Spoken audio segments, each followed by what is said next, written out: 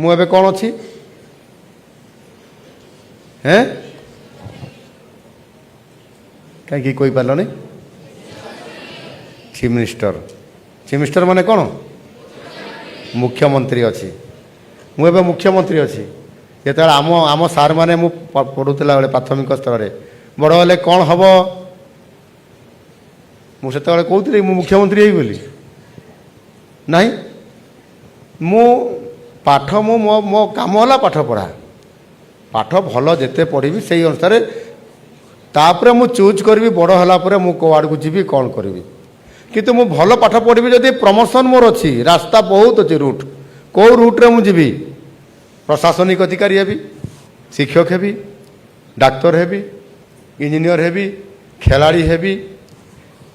କି ରାଜନୀତି କରିବି କିମ୍ବା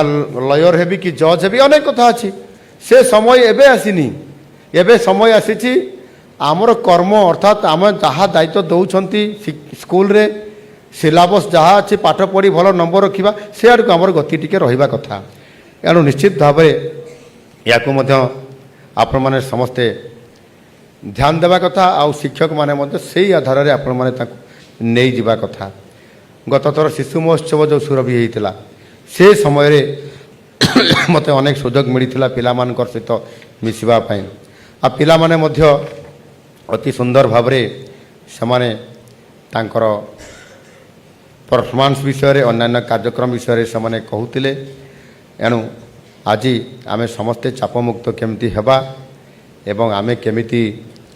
ଜୀବନର ସଫଳତାକୁ ଆମେ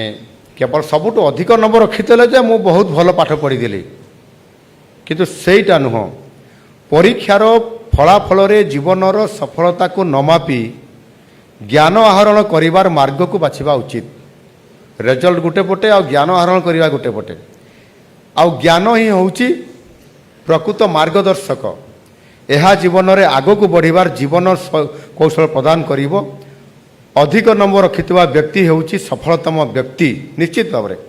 ଯିଏ ଅଧିକ ନମ୍ବର ରଖିବ ସଫଳ ବ୍ୟକ୍ତି କିନ୍ତୁ ଏ କଥା ବି